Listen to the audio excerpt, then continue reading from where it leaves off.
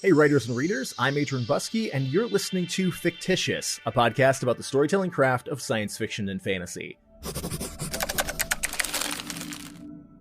I'm joined today by Megan O'Keefe, author of the new space opera novel Velocity Weapon. Gunnery Sergeant Sanda Greeve awakens aboard an unmanned enemy ship to discover she has lost a leg, lost her entire planet, and lost 230 years in stasis. Her only companion is Bero, the ship's advanced AI, who is eager to help but is perhaps not entirely trustworthy. Sanda's deep space plight runs parallel with her brother Biran's political career on their home planet as he struggles to retrieve her and other military personnel lost to the catastrophic attack from a rival colony.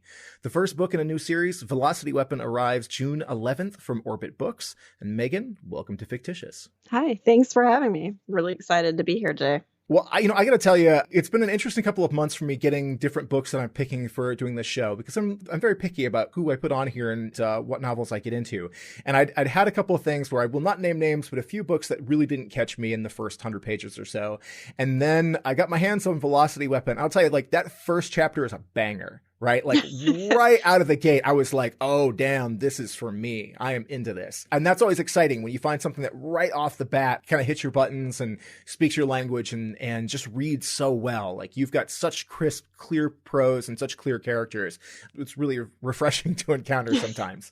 This book's hard to sum up because there's a lot going on, and kind of giving that high level overview, it's kind of the teaser of what's going on there. But can you kind of give me a little more elaborate idea of what the story is about? Right. I mean, thematically speaking, it's sort of about what it means to be you in your own body. In this world, there's a new AI, an emergence of an actual artificial intelligence. It's not quite at the super intelligence level, but it is, a thinking, living being. And there's a lot of discussion throughout the book, without spoilers, of what it means to be in the body that you are in. And that plays a lot against Biran, the brother, who has a chip in his head that secures his political position. It plays a lot against Sanda, whose body is fundamentally changed by the war and things like that. It's this hard thing to kind of talk about without like blowing too much like spoilery right off the bat. But Sanda's story takes place this whole world is like some 1500 plus years in the future from like, say, like Earth present, and you have the Battle of Draley,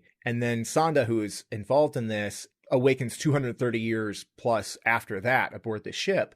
But we have this parallel story going between her on this ship and then Biran, who is back in their, it's hard to talk about this, like his present, her past, his present, his future, whatever. And so you have this parallel running story of these two characters. And I think what's really interesting is that, Sanda is alone in space with an AI, and then Biran is surrounded by people and civilization and bureaucracy. And he is this part of a group called the Keepers. Can you kind of give me an explanation of like what that is? Right. Basically, the human civilization as it's projected into the future in this world is sort of the result of a single corporation that figured out how to build gates that allow for FDL travel. And Biran is sort of the governmental result of that. The Keepers are people who very early on in sort of the world of the Prime Corporation, the actual design and schematics and the way they build the gates, that data was divided up into pieces and stored on chips that were then sort of hidden in the brainstems, essentially, of the Keepers, who are the people who keep the information and keep it safe. There's a lot of reasons for that. Primarily, on the surface, it's just, a corporation protecting its interests. But as it becomes this government projected far into the future, it has a lot of sort of ramifications for the rest of the society.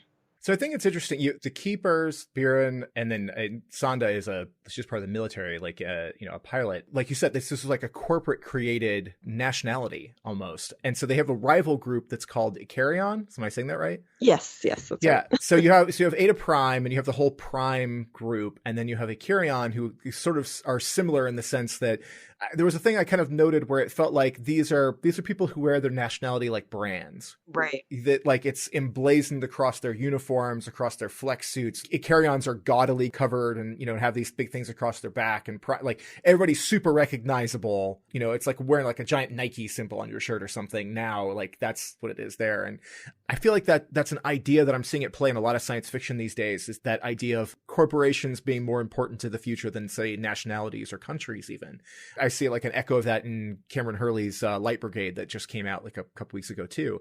Feels very like of the moment, looking at the development of where we're going with that stuff. And so I guess like where I'm going here is like, what was the genesis of this idea for you? Both the sort of initial world building as far as putting together that social structure, but also just this idea in general, this idea of Sanda and this AI and then these parallel stories. So the world itself and the sort of corporation projected into the far future, there wasn't really a single genesis moment for the concept. It's more the way I tend to write stories and construct worlds is sort of like I'll have a cool idea and it's like a little grit of sand inside of a clam and it just sort of accretes other things until it becomes a whole and complete world. My science fiction reading personally, I cut my teeth on cyberpunk growing up. Like cyberpunk was like, I was all about it. I loved me some William Gibson and still do, of course. As you said, it's very of the moment. We're sort of living in a world where, brands have personal identities on Twitter. I find moon pie hilarious, even though I've never eaten an actual moon pie in my life, but they're great. Same. On Twitter. Like they're the best. I kind of want, we're sort of edging up against like the cyberpunk future that we imagined in the mid 80s is sort of becoming our reality now. So when you think about how we're actually going to get into space, like that far, far projection into the future of space opera, where humanity has changed so fundamentally from what it is in the moment, it's fun to like sort of pull that thread along. Fun, but also slightly terrifying in some ways. So just a little bit. Yeah. Yeah. Fun to think about, not to live. Right. Yeah. It's funny. Some years ago, I was at a convention. I was on a panel about storytelling, and during the Q&A, somebody asked the question. They're like, what do you think happened to cyberpunk? And I would say this is probably 2009, 2010, something like that. There was such a prevalent thing in the 80s and 90s, and then sort of like post-Matrix, it seemed to kind of disappear for a little while. And my answer was, it's because we're living it. And I just held up my iPhone and I was like, it's because cyberpunk arrived. It just came in a pretty package. Yeah. Like we had this idea back in the day that everything looked like Blade Runner, where everything looked like crap and it was grungy and your hackers were all living in these like little alcoves away, again, sort of Neo and Matrix-ish. Right. And instead, humanity has embraced technology on like such a massive level where it affects our lives on a daily basis. So yeah, we live cyberpunk, but it's far more mainstream than I think the fiction ever expected it to go. Yeah, well, it's a combination of the analogy, which is of course scientifically wrong, of the frog, in the pot of water slowly bringing up to a boil. We don't really see it coming when we're living it. And then, of course, I think it is a William Gibson quote, actually, where is that the future is here. It's just not evenly distributed. I live adjacent to Silicon Valley, and, I see delivery robots trundling down the street sometimes. It is here and it is growing. Freaks me out so much. I am not here for delivery robots. Are you a gamer at all? Oh, yeah. Have you played Horizon Zero Dawn? Yes. Yeah. So that's one of my favorite games ever. I'm actually replaying it right now. It's a weird, interesting game to be playing where you've got this really bizarre relationship with technology. And so when I see drones and stuff flying around, I can't think about like how long before I'm hunting these things down with a bow and arrow, because that's all I've got to use against it. Yeah. A friend of mine called me the other day to tell me that they were testing a new delivery bot at a house down the street from her. And she was watching it climb up the stairs to get to the porch. I was like, well, that's the end of us. Wasn't there a thing with the Daleks where like they learned to deal with stairs and we all died? We all died. This is not great. Yeah. Yeah, I mean, in Zero Dawn, there's a moment where like there's one of the little like recordings that a character leaves behind where they say like, didn't 150 years of science fiction warn us about this stuff? Like that's not a good idea. Yeah. Every time we see the Boston Dynamics videos where they've got the robots that have gone from clunky and clumsy to like being able to do like parkour and crap, like this is not a good idea, guys. Like we're just ready to replace ourselves and we knew it all along, but science just can't help itself, I guess. Yeah. Every time I see a Boston Dynamics video where they kick the thing to show you how stable it is, I'm like, no, please don't do that. We will No, know. it's gonna remember. And of course, I have that sort of like anthropomorphizing thing with the robots where I immediately see it walking around on four legs, and I think of it like a dog. I'm like, you can't kick that. Right. Yeah. So, it's kind of a mess. They have so many stories about like us enslaving AI, or enslaving robots. And on the flip side of it, I feel like there's a lot of us that will immediately just sort of treat them like members of the family because we're pre-programmed to kind of see that. Oh yeah, well we already do. I mean, we've got our Roombas and our smart homes, and we talk to them just like they're living beings all the time. Well, when you introduce Bero in Velocity Weapon, in that very first chapter, I mean, I can't help but immediately like the AI. And the interplay between Sanda, who has a bit of a rough edge around her and has, some trauma from the stuff that's taken place with her, and is interacting with a robot AI that she's constantly reminding to talk more human. Mm-hmm. He's not quite like, bleep bloop compliance or anything like that, but he's, he definitely drops into more formal speech, and she's kind of kicking around on that a little bit, which I like that interplay, that idea that she's, pushing him to be more human, more personal. I'm not sure the right word to say that about an AI. Yeah. I mean, it's tough. Our baseline instinct is to anthropomorphize everything. We do it to our cars. We do it to literally everything. And when you have something that can talk to you and communicate like a human does, you kind of want to put it in that box. And especially in the case of Bero, that is a misconception, and it's a mistake. Yeah, it's very much a mistake. There's a really interesting moment in this, and you mentioned this earlier, like the part of the theme that you were developing out in this story was this idea of who we are in our bodies and how we identify, and how those things maybe aren't always kind of perfectly aligned. And there's a moment between Sanda and Bero where, she's talking about these kind of weird feelings that she's having as far as being, riding around in the ship and by herself, and then being out in space and in the suits and stuff.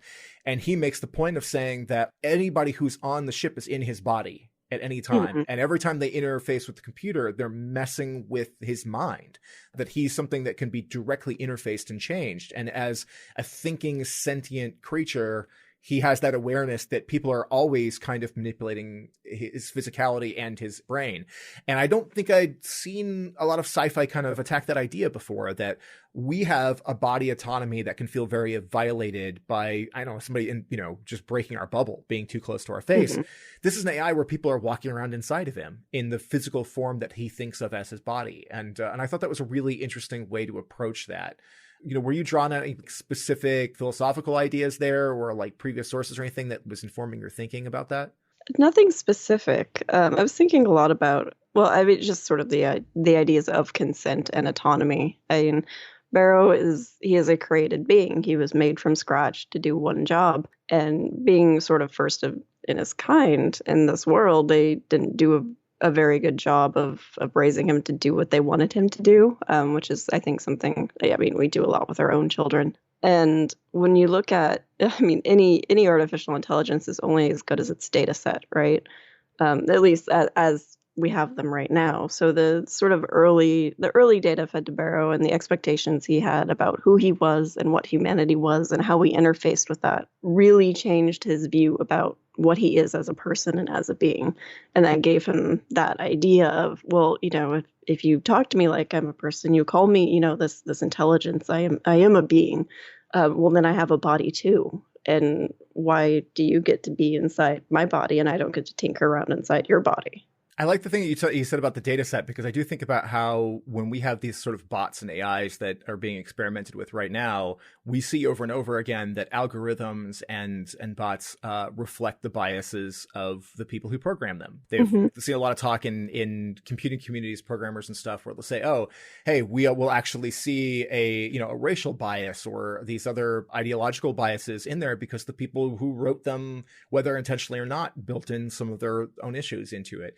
And so it makes sense that when you're constructing something much larger than that, you're still going to run into those ideas. And I think that it gives you a lot of fodder for exploration of character, but also can be very terrifying. Of course, yeah.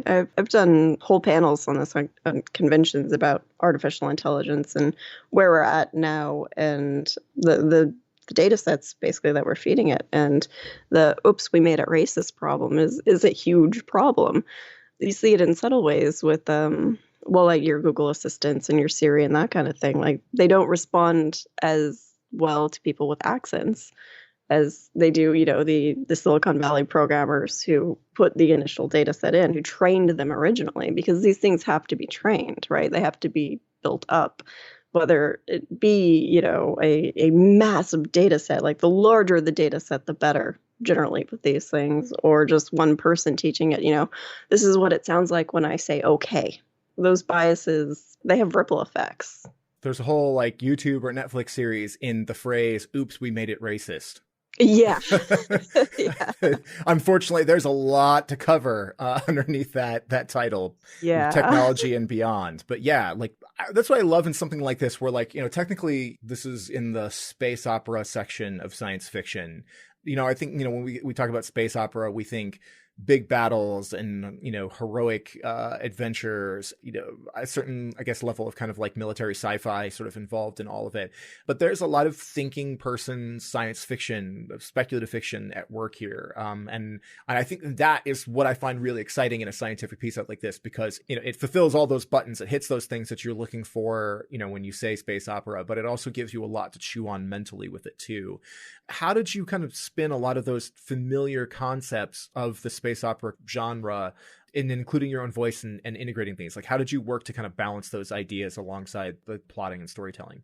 Endeavoring this kind of thing is a lot of, spinning a bunch of plates all at once. But when it comes to how I approach this specific book, I wanted to put a lot of the things that I enjoy in space opera in it. You want to write the book that you want to read, generally speaking. And I like the big set pieces. I like the space battles and all that kind of stuff. But I also like a book to actually be a little more introspective about the fallout of those things. And I'm always, I enjoy multiple points of view because, in my opinion, every story is different depending on the point of view that's telling it. So I really wanted to have these different facets all sort of looking in on this. There's always that main through line. There's the through line of the war between Prime and Icarion and all of these sort of big, battles and things going on around that. And outside of all of that big set dressing are these people looking in on it and being affected by it and reacting to it and how that changes the world. I game a lot, so I'm a big fan of the Mass Effect series, of course. I don't know if you've played it, but it has a dialogue system where you can either choose to be a Paragon or a Renegade. I haven't actually played it, but I have the pins that have Paragon and Renegade. Oh, really? They're really cool. It's basically, you're playing the same character through the whole game, but you either choose to be the anti-hero or the paladin, basically. And the story plays out just slightly differently based on the words of the character. And I always thought that particular little kernel was fascinating as far as narrative game design goes. That's the thing, like, again, Horizon Zero Dawn has, where it's like you have a lot of those decisions where you get to react emotionally, aggressively, or intellectually. Mm-hmm. And I really like the way that split up and examining how stories run based on which direction of those things, if you're trying to be forceful or if you're trying to be empathetic or if you're really trying to be thoughtful about the way you approach the idea. And I think from a storytelling standpoint, kind of examining how a character makes the choices, how consistently they approach interactions and decision making, from those different angles it's kind of a fascinating way to look at both character development and storytelling. So, and I haven't played Mass Effect, though I have some friends who are obsessed with it, and it's just, another huge thing. I got to make some time for it. Yeah. It's fantastic right up until like the last 25% of the third game, but getting there is worth it. So sticking the landing is hard, right? Yeah, it really is. We've seen from a few things lately. Yeah. When we talk about like the sort of the contrasting storylines in this, we mentioned earlier, Sanda is alone in space, and that's contrasted against her brother working as a keeper in this political system. There is a third POV with a character named Jules, who works as part of sort of like low-level thieves in a pretty run-down area on planet, and their story is not immediately connected to the other ones. Mm-hmm. And I think, again, it's like you talked about, Sanda is isolated, Bero is coming to grips with what it means to be, a sentient creature. Biran is working in a political system and has a certain level of luxury based on the level that he's attained and what he's kind of forced into as he goes along. And then you see Jules and this group of thieves who are living in essentially poverty and stealing to survive and trying to figure out a way to kind of go straight from the stuff that they're doing. What brought you to bring yet like another sort of parallel story in there and to take it in that direction to, again, like a very different perspective?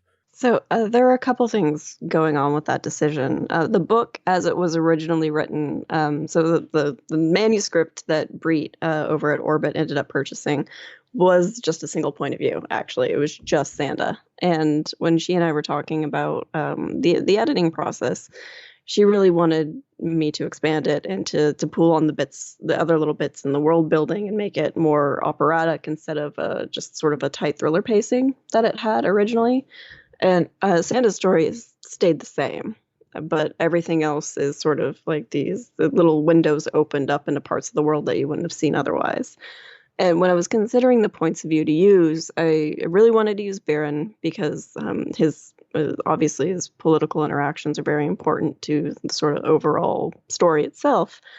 And I also wanted to open up a window into a part of the world that maybe didn't look so shiny. Biran, like as you said, he's in a position of privilege. Sanda had privilege before she was isolated in the way that she was. And if you look at the world and the government from only those perspectives, you'll miss the people who fell through the cracks. And Jules certainly fell through the cracks, and so did her friends. And there are a couple moments in her storyline that sort of tie directly to the overarching trilogy storyline. Especially towards the end of Jules's storyline, there's a character who did appear in Sanda's story, but she might have been kind of a blink and you miss it type character if she didn't come up a little more firmly toward the end of Jules's story.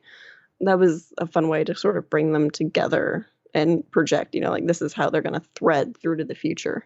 Jules's thread is where I see your most direct like cyberpunk influence. Yeah. There was even moments when I was first reading it where I felt like, oh my gosh, and I'm blanking on. There's a classic role playing game that's a cyberpunk game. Oh, Shadowrun? Yes, maybe? Shadowrun. Yeah. Yes, like I got some kind of Shadowrun vibes and just some of the nature of how that was running. So again, like it's like there's very distinct different vibes in these three different sections, but no tonal disparity or dissonance, I guess I would say. Where I've read some books where it almost feels like you're reading three separate novels at one time, and that can be a little head spinning. There's a really good novel by M. John Harrison called Light. It's a very challenging book, but it has these like three different distinct storylines, and there are times where it's like for a while I'm like I don't know what book I'm reading because I'm a little lost because they feel so different, and it wraps up well, but it's challenging at first. I don't have that problem here. I feel like it's like the writing style is very consistent, and there's not a challenge for me that way. But how do you manage all those details, and especially in a time period where like some readers sit down and devour a book in a weekend, but other people like me can take like a couple of weeks to read something. How do you manage that level of detail and try to keep it so that the readers don't get confused, don't get lost in that information, particularly when they've got bigger like political machinations and stuff like that involved? It's a tricky balance to strike, and the balance that works for one reader is not the balance that's going to work for another reader. I rely a lot on my beta readers to tell me, okay, I've kind of lost the plot here, or I kind of forgot about this person. We need to see them again, that kind of thing. Reader feedback is really valuable in that regard because, of course, I know the world, right? I'm not going to lose track of what X character is doing and why. In theory, I'm not going to. But my beta readers, if they're coming into it fresh, they can tell me where I'm sort of dropping the ball in the world building and not being clear enough and that kind of thing. So my original trilogy, the first trilogy I wrote, was called the Scorch Trilogy, and the editor I had for that, when we were working on the first book, very distinctly remember him telling me, you can't be too explicit. He's like, you can always dial it back if you need to, but make sure it's really on the page so people don't get lost. When you've got stories that are relatively complicated, or at the very least just have a lot going on, as the writer, these worlds live in your head. If you're a writer and you try to explain your story to a spouse, a friend, a person at your writer's group, whatever, and those first couple of times where you're trying to explain it to them, you get that blank stare of, I have no idea what's going on, because the whole context of that is alive in your brain, but like trying to speak it out loud, you're just missing too many details for it to make sense to people. Remembering that in the actual writing too, that like however much you have it all figured out in your head, like it has to be on the page. It has to deliver there. And it has to be done in a way that people can pick up the book if they're reading it an hour on their lunch break or something and know what's going on again the next day. Being mindful. I mean, some people like, they love a big door stopper that they have 350,000 characters to keep track of. Yeah. I got too much going on. Like my brain doesn't hold on to those anymore. So, I like something with a little more clarity to it. And so yeah, I always appreciate when the story is told in such a way that allows to keep those details clear. You mentioned in there that with your editor that we brought the original manuscript, they asked to expand on these other ideas, and I think this is interesting because it kind of echoes something from a previous interview. And I was talking with Caitlin Starling, who just put out a book called The Luminous Dead, which is excellent, and she talked about how the manuscript she first delivered versus the one that her editor asked her to evolve is very, very different in a very positive way. When you got that feedback, like you said, you had a kind of a thriller structure for it beforehand. How did you feel about that? Like, was it a positive reaction of like a bomb going off? Like, oh, great, there's cool things I can do here.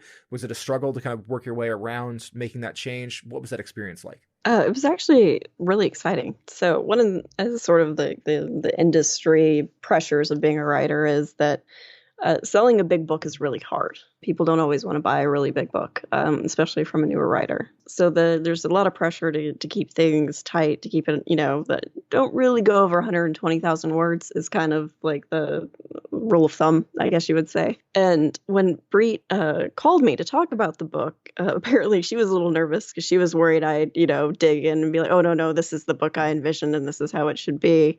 And once we started talking, it was really just sort of a lot of excited chattering back and forth at each other about, oh, what if we do this? And what if I brought in this character? And, you could see the world from this angle and all of that kind of thing. I actually got very lucky with my editor in that regard. We clicked pretty well. I mean, that's such an important relationship. And I think people, a lot of people like that are not super deep into the book world think of an editor as just somebody who's proofreading or giving you a few suggestions here and there, or just trying to course correct things a little bit. But I mean, it's like having like a producer for an album, for a band, like it shapes the delivery of what's going on in a huge way. And it's important to have a real critical eye outside of that. So yeah, it sounds like you found somebody who worked out really well. An editor who connects with your work is going to try to make it the best kind of thing that you tried to make. And I got lucky that Bree saw, underneath everything, I had all this massive world lying below the surface, and she wanted to pull it to the forefront, which was awesome for me. Well, as you're building that out, if you're adding all those new things, so, I mean, you had a done concept and you're putting more into it. How did you manage your world building? Like, what did you do to keep track of those details, to keep track of the clarity, to construct everything about this particular speculative fiction setting? So the actual nuts and bolts process of what I do is I use a Trello board. So if you're familiar with Trello, it's what do they call it? I think it's called a Kanban organizational system. Basically, it's a bunch of columns on your screen that you can dump information into. They call them cards. So you can be like, oh, well, here are my characters. These are the members of this faction, and they're in one column. And I can have details about them. You can do a tagging system like you would with a wiki. So I'd be like, oh, they're going to be, in this book and this book, and they're not making it to this book. So I can see visually who's where. I have a full timeline of the universe in there from, the actual invention of the corporation. When the corporation built the gates, I should say, and onward, projected a little bit past the events of the third book, actually. And when it comes to the actual sort of writing plot structure side of things, I use an Excel sheet. I have to use an Excel sheet because I need my color coding to see, oh, wow, that's a lot of green. Maybe that character is coming up too much in this section and that kind of thing. And when I do move things, it's really easy to just sort of drag and drop. I really think you're the first author I've had on here that's mentioned Excel. So that's a first for sure. I am a huge nerd, I suppose. Hey, color coding and all that. I am all about that stuff. So yeah, I mean, I get that entirely. I'm interested. Like, what is your background outside of being an author? professionally, I was a graphic designer for many, many years. And then I worked actually in the perfume industry for a while. I owned a small business. But as a hobbyist, I've been coding since I was about 10. So I did Bot Ball, which is like this little robotics competition. And I've done Maker Faire pretty much every year up until the last couple of years when writing kind of took over that. And yeah, right now I'm playing in C# coding games in Unity for fun. So... You know, at least Unity has sliders and stuff and isn't just straight code. So a little WYSIWYG goes a long way. Yeah. It really does. Yeah. I still remember when Dreamweaver was like the most future tech thing I'd ever seen in my life.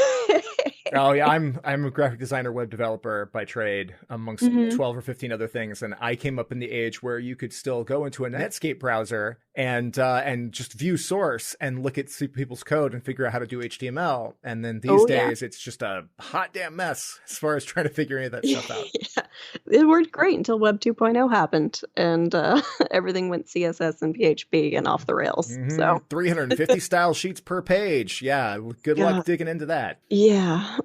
all the non-coders listening to this section going, what the hell are they talking about? But it's nerd stuff, folks. But I'm always interested in where people come from in that stuff, because where your background is at, as far as like whether your hobbies or your profession, shapes the way you think, shapes the way you approach things. Dan Stout, who was on the show a couple episodes back, talked about how he made cars for a living, and that workmanship and that sort of conveyor belt way of like doing work affected the way he thinks about writing. So I always think it's fascinating to see how that affects it. And I'm glad that you mentioned the tools of the trade that you have there, because those are I've never heard of Trello, so I have to like glance into that. I always like just anything that's visually oriented and allows you to kind of get things out of just the standard, just big block of prose, and break things up, and figure out where things go here and there in a visual fashion. If that's the way you think, it's very, very helpful. What is your outlining process like? So it depends on the book is the real answer there. So when I start a book, I have a character, I have an opening scene, and I have an ending. Those are the three things that I sort of must always have in place in my head before I can start on a world, or on a novel, I should say. The world building's usually gone on quite a bit ahead of this process. And then I tend to it really depends on the book, because like with Velocity Weapon, I have technically there's about 3 9-point plot structures within an overarching 7-point plot structure that I worked out. This is where I start to sound incredibly nerdy, because I graph all of these things. I love it. I love it. Please dig in more to this. Yes. Where I get suddenly very self-conscious. Oh no, I love beat sheets and breakdowns and all that stuff. So please elaborate. I am all about this part. Okay. Yeah. I like to have, especially with a book this large, I wanted to keep the plot moving along really tightly and really quickly, and still maintain some of that thriller through-line structure from the original manuscript. So I set it up in such a way that I'm always, we talk about raising and answering questions in fiction, and when you raise a really big question, that's a hook, right? And so I was very careful in where I closed off a chapter raising a very big question versus where I opened chapters raising very big questions, and that sort of fell into on the actual graph, you can see them sort of start to braid together and literally intersect. It almost sort of looks like a DNA strand in some parts, like where things come together and then push out again and then come back together. It's starting to sound like that crazy person board that you always see in serial killer movies, where you've got the points, like the red string on the thumbtacks. Yeah. That's how I did this one, because you always want to give the reader some places to rest, but there was a lot going on in this world from a plot standpoint that I wanted to unravel in a way that made sense. So that helped me with that. Do you have a point somewhere in the story where you maybe like wrote yourself into a corner, or the world building kind of introduced something that was potentially like plot breaking? And if you did, like, how did you work your way out of those issues? There was a scene that I needed to break up and move part of it backward in time and the other part forward in time from a very specific big spoiler reveal point, where something couldn't happen on one side of the timeline and could happen on the other side of the timeline. So I had to move things around in the actual, like, this happens in this year, this happens in that year timeline. And that was kind of a headache for a lot of reasons. But Well, one of the things I see a lot in speculative fiction, whether it's fantasy or sci-fi, where you've got these really big, powerful things that can be introduced, whether by science or, mystical ways, that can sometimes create MacGuffins that can, in video gaming or role-playing game, they'll call it OP, like overpowered. When you have those things, sometimes you can create a solution for something that then afterwards can invalidate a lot of other story issues, or story like problems. And I always think about like watching the end of the second J.J. Abrams like Star Trek movie where they basically just cure death. yeah. Well, I don't cure death, so I think I'm okay. Yeah, kind of a big one. But yeah, I didn't know if like at any point you saw something like that in your storytelling where like, oh, I got to be careful with this piece of the science here because I can, cause myself a lot of problems if I push too hard on that. Yeah, I wanted to be explicit about. So there's sort of a not really based in any actual possible science device called the Evac Pods. They're the evacuation capsules that kind of, if your ship's falling apart, this closes around you and gets you out in a hurry and preserves you until someone can come along and pick you up. And of course, there's a lot of like space opera preconceptions of what that is or might be, but in actual science, it kind of doesn't really exist. So you can do whatever you want with it. And the big question there is like, okay, well, if it preserves you for, indefinite amount of time, why aren't the upper echelons of the world sort of using these things to preserve themselves into the future when, oh, hey, my compound interest has really paid off and now I'm not just kind of rich, I'm super rich and I own everything, So I just sort of put it on the page that, they've tried this and it doesn't work after X amount of time. And that ends up, of course, playing into some of the timeline issues as well later on. So I really wanted to make sure that was clear on the page so the fallout from everything else would line up properly. With something like that, I become OP very quickly. There was a couple of notes I really appreciated about when you talked about the evac pod is that they were a great idea in theory, but in execution, a good portion of the time, pods would be recovered with nobody in them, or they'd have like an arm and not the rest of a body. Like that the way that they were executed in, the middle of a battle or something, a lot of times just ended up with not actually really saving people. So there are a lot of these things out there in space blinking around with not anything happening. I thought that was a really interesting look at it, that it's like a lot of sci-fi uses them as the get out of jail free card. Where like, well, once you hit the pod, everything's okay, until you get to the planet surface, and then, people are hunting for you with stormtroopers or whatever. But like, initially, like nothing you could do about those. And so this was a different look at that. And I really appreciated it. I mean, technology does not always work when it comes into contact with people. Yeah. We have a tenuous relationship with technology for sure. We really do. Yeah. And the more we have that relationship, the more the technology is going to hate us. So right back to the Boston Dynamics thing. Stop kicking it. Yeah. We talked about your tools of trade as far as digital stuff. Do you use like pen and paper at all? Do you write at home in an office? Do you write out? What's your methodology there? Kind of, a little of everything, really. I primarily write out of Google Docs. So when I'm actually drafting and editing and things like that, I always have, the most current version of whatever I'm working on with me, whether I'm at home on my desktop or on a laptop at a coffee shop. Pen and paper sometimes. I tend to do that when I'm outlining, like I said, drawing those little graphs and making sure things intersect the way they should. When I'm sort of talking to myself about like the greater theme of what I want this to do and the questions I'm going to raise and how I'm going to answer them, I tend to do with pen and paper.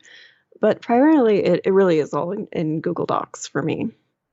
When you aren't writing, what are you putting into your brain right now? Like what other kind of media, what stories are you watching, reading, absorbing otherwise? Oh, geez. So gaming wise, I'm playing Final Fantasy 14. So, which is an MMO, if you guys aren't familiar, which can be quite the time suck.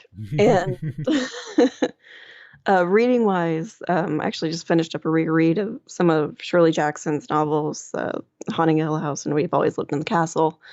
And I'm getting ready to start in on a couple arcs that were just given to me over at the Nebula conference not too long ago. What's the joy of being a published writer is that they send you books nonstop after a little while. So you just Archipalooza, I'm sure, at this point. It's quite the mountain, yeah.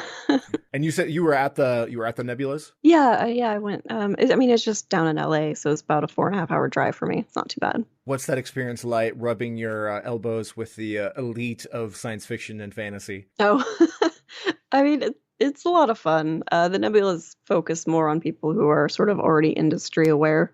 It's less fan focused than something like Worldcon would be.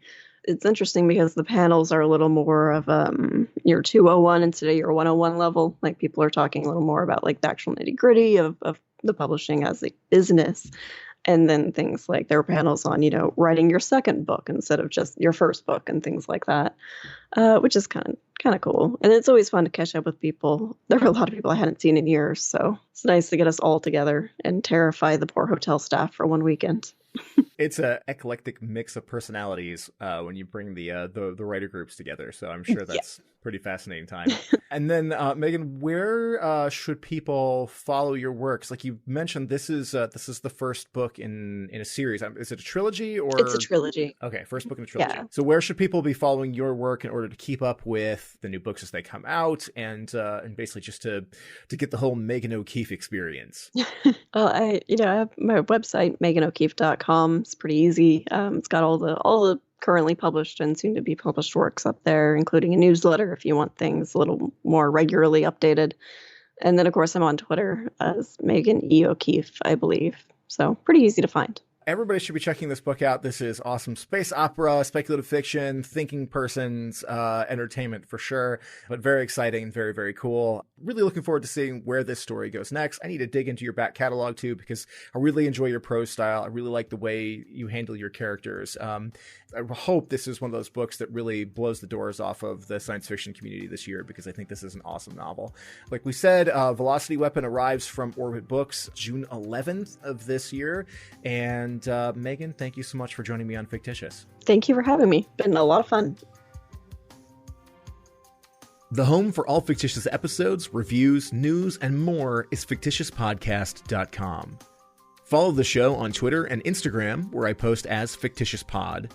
I share lots of writing and book info, along with new episodes and event news. You can also interact with me directly on Twitter, where I'm generally posting about books and general geekery as @AdrianBusky. You can subscribe to Fictitious on Apple Podcasts, Google Play, and Spotify. Podcasts live and die by the support of our listeners. If you enjoy this program, please share your favorite episodes on social media, tell your friends, and write a review on your podcast service of choice. You'll be helping me grow the show and supporting the authors who join me to share their stories and writing knowledge. When you do write a review, drop me a line and let me know so that I can thank you personally. I'm Adrian Busky. Thanks for listening to Fictitious.